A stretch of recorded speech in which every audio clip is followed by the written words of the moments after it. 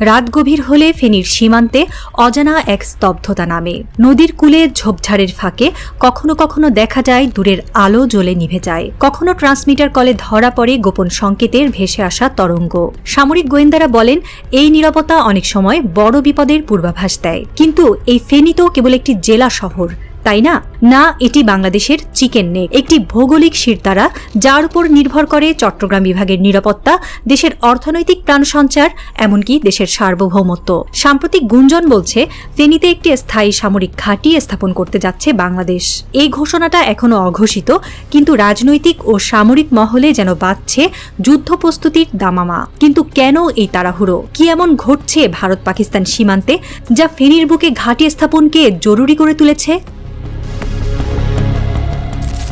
বিশ্ব রাজনীতির ছাত্রদের কাছে ভারতের শিলিগুড়ি করিডর পরিচিত চিকেন নেক নামে। মাত্র ২২ কিলোমিটার চওড়া এই ভূখণ্ড ভারতের মূল ভূখণ্ডকে উত্তর পূর্ব রাজ্যগুলোর সঙ্গে যুক্ত রাখে। যদি কোনো কারণে এই করিডরটি বিচ্ছিন্ন হয়ে যায়, ভারত তার ৮টি রাজ্যের উপর নিয়ন্ত্রণ হারাতে পারে। ঠিক তেমনি ফেনী করিডর বাংলাদেশের জন্য একটি কৌশলগত সংকট বিন্দু। চট্টগ্রাম বাংলাদেশের অর্থনীতির হৃৎপিণ্ড।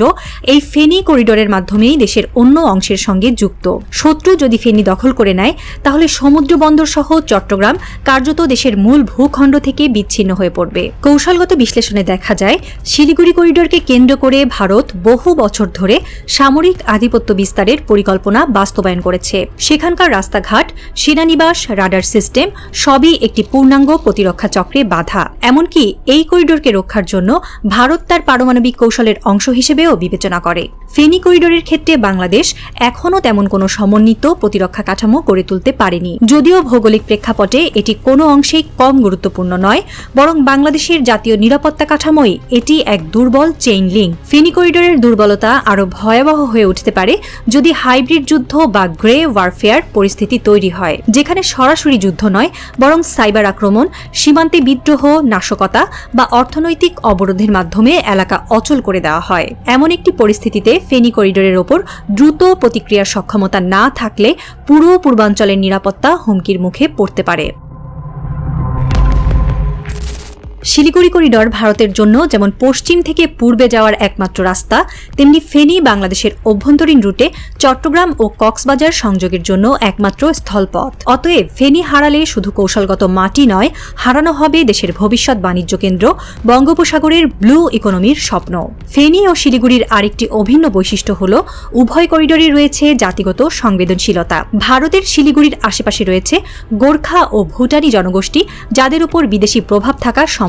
ফেনীতেও রয়েছে কিছু ঐতিহাসিক ও সামাজিকভাবে গুরুত্বপূর্ণ এলাকা, যেগুলো অস্থিরতায় দ্রুত প্রভাবিত হতে পারে। শত্রুপক্ষ চাইলে এই জনঘন অঞ্চলকে ব্যবহার করতে পারে মানব ঢাল বা বিভ্রান্তির কেন্দ্র হিসেবে। এই সব বিশ্লেষণের আলোকে বোঝা যায়, ফেনী করিডরের ভবিষ্যৎ রক্ষায় সামরিক ঘাঁটি স্থাপন শুধু এক প্রাসঙ্গিক উদ্যোগ নয়, এটি একটি অপরিহার্য নিরাপত্তা পদক্ষেপ যা বাংলাদেশের সার্বভৌমত্ব ও কৌশলগত ভারসাম্যের চাবিকাঠি হয়ে উঠতে পারে। এটি এমন এক সিদ্ধান্ত যেটি দেশের প্রতিরক্ষা নীতির ইতিহাসে একটি মোড় বদলের সূচনা ঘটাতে পারে। যেমনটি শিলিগুড়ি করিডর ভারতের প্রতিরক্ষা নীতিকে ঢেলে সাজাতে বাধ্য করেছিল। বিশেষজ্ঞদের মতে, ভারত যদি উত্তর পূর্বাঞ্চল নিরাপদ করতে শিলিগুড়িতে সেনা জড়ো করে, তাহলে বাংলাদেশকেও ফেনী করিডর শক্তিশালী করতেই হবে।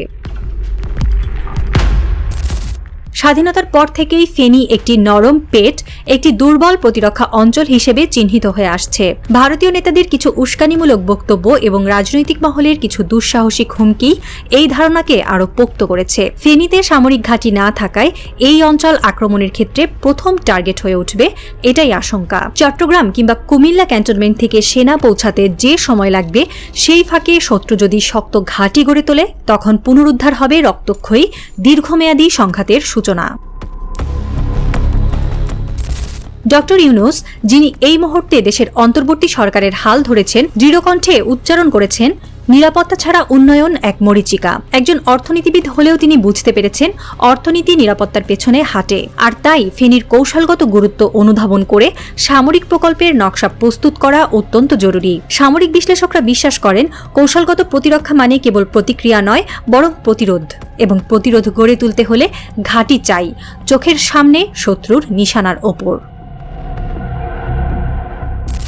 ফেনীতে একটি সামরিক ঘাঁটি মানে সেখানে থাকবে সেনা উপস্থিতি, গোয়েন্দা নজরদারি, রাডার সিস্টেম, দ্রুত মোতায়েনযোগ্য ইউনিট। অর্থাৎ ঘাঁটি শুধু গোলাবারুদের গুদাম নয়, এটা হবে একটি প্রতিরোধক দুর্গ যার উপস্থিতি শত্রুর কৌশলকেই প্রথমে নিঃশেষ করে দেবে। ঘাঁটির আশেপাশে তৈরি হবে নতুন অবকাঠামো, অর্থনৈতিক কর্মকাণ্ড, নিরাপত্তা বেষ্টনী। এটি শুধু প্রতিরক্ষা নয়, স্থানীয় উন্নয়নের সূচনাও। গণমাধ্যমে এখনো অফিসিয়াল কিছু না এলেও গুঞ্জন শোনা যাচ্ছে ফেনীতে ঘাঁটি স্থাপনের সম্ভাব্য জায়গা চিহ্নিত করে ইতোমধ্যে অবকাঠামোগত সমীক্ষা শুরু হয়েছে। বিশেষ প্রকৌশল দল নিয়োজিত হয়েছে পরিবেশ ও লজিস্টিক মূল্যায়নে। সরকার এখনও এ বিষয়ে মুখ খোলেনি, তবে বিশেষজ্ঞরা বলছেন ফেনীকে ন্যাশনাল স্ট্র্যাটেজিক প্রোটেকশন জোন ঘোষণা করার সময়ের দাবি। রাতের অন্ধকারে কোনো এক নির্জন হাইওয়েতে ছুটে চলেছে কয়েকটি সাদা রঙের গাড়ি। তাদের গন্তব্য ফেনীর একটি নির্দিষ্ট চত্বর। গাড়িগুলোতে রয়েছেন সামরিক পরিকল্পনা বোর্ডের সদস্যরা, সঙ্গে গোয়েন্দা বাহিনীর শীর্ষ কর্মকর্তা। তাদের হাতে থাকা ম্যাপগুলোয় লাল রঙে দাগানো অসুরক্ষিত অঞ্চল, ঠিক ফেনী করিডোরের বুক বরাবর। একজন কর্নেল কাচে মুখ রেখে বলেন, দেরি করলে সব শেষ হয়ে যাবে। তার পাশে বসে থাকা দেশপ্রেমী বড় জেনারেল চোখ সরান না ম্যাপ থেকে, ধীরে বলেন, আমরা আর পেছনে যাব না। এবার ফেনী থেকেই শুরু হবে বাংলাদেশের প্রতিরক্ষা বিপ্লব। গাড়িগুলোর আলো মিলিয়ে যায় ধোঁয়াটে রাতের কুয়াশায়, আর দূর থেকে ভেসে আসে দুর্বেদ্য প্রতিরক্ষা মানেই নতুন যুদ্ধের ছায়া। তবে এবার এই যুদ্ধ হবে প্রস্তুতির, কৌশলের আর আত্মবিশ্বাসের। ফেনীর ঘাঁটি কেবল ইট পাথরের একটি নির্মাণ নয়, এটি এক নতুন যুগের শুরু। এর আড়ালে লুকিয়ে থাকতে পারে এমন এক কাহিনী যার শেষ কেউ জানে না, অন্তত এখনো না।